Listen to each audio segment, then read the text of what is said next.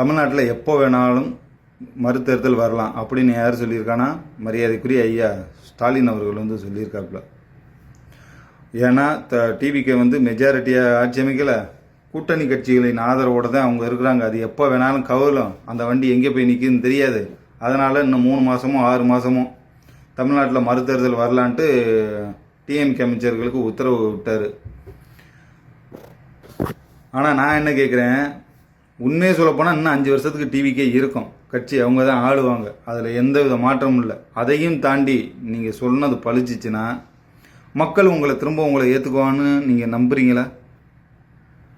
கேட்குறேன். மக்கள் கண்டிப்பாக ஏற்றுக்கவே மாட்டாங்க. அவங்க டிவிக்கு வந்து 108 இருக்கிறது 168 தான் போய் நிற்கும்னு ஒழிய, மற்றபடியே நீங்கள் ஜெயிக்கிறதுக்கெலாம் வேறு எந்த கட்சி ஜெயிக்கிறதுக்கெலாம் வாய்ப்பெலாம் கிடையாது. வேணா நீங்கள் பாருங்கள். சரி, நீங்கள் இப்போ வந்து எதிர்கட்சியாக இருக்கீங்கல்ல, ஒரு எதிர்கட்சியாக இருந்து போயிட்டு டிவிகே கிட்ட போயிட்டு நீங்கள் ஏதாவது கேள்விகள் கேட்குறீங்களா? மக்களுக்கு ஏன்னா நேரலையில் ஓடிக்கிறதுக்கு மக்கள் பார்த்துக்கிட்டு இருக்காங்க சட்டப்பேரவையில் என்ன நடக்குதுன்னா. நீங்கள் போகிறீங்க, மக்களுடைய கேள்வி எதையும் கேட்க மாட்டேங்கிறீங்க. டிவிக்கே ஆட்சியில் அமர்ந்ததோ உங்களால் ஏற்றுக்க முடியாமல் நக்கல் பண்ணுறீங்க. இங்கே அவ்வளோதான். சோபா மாடல், குதிரை பேரம், அவர் அங்கே போனார் இங்கே போனார், சில விஷயங்கள்லாம் சொல்லி நக்கல் பண்ணிட்டு தான் வர்றீங்கன்னு ஒழிய ஏதாவது கேள்விகள் கேட்குறீங்களா?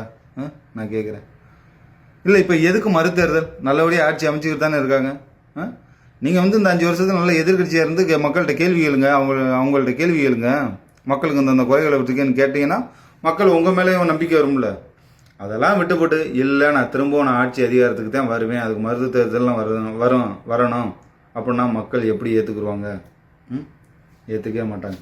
அதையும் தாண்டி ஒரு சொல்கிறேன், அப்படி மறுதேர்தல் தமிழ்நாட்டில் வந்தால் வி த லீடர்ஸ் நாங்களும் உள்ளே வருவோம். ஏற்கனவே தெரியும், அண்ணன் அண்ணாமலையுடைய ஆதரவு வந்து தமிழ்நாட்டில் எந்த அளவுக்கு ஒரு புயல் மாதிரி அடிச்சுக்கிட்டு இருக்குன்னு தெரியும். அவர் தென்றல் மாதிரி போகிறாள்லாம் கிடையாது, புயல் மாதிரி அடிக்கிறாள், சூறாவளி மாதிரி போகிறாள். மக்களுடைய ஆதரவு எந்த அளவுக்கு இருக்குன்னு தெரியும். அப்போம்போது மறுதேர்தலில் வி த லீடர்ஸும் இறங்கி வேலை ஆத்தா என்ன ஆகும்?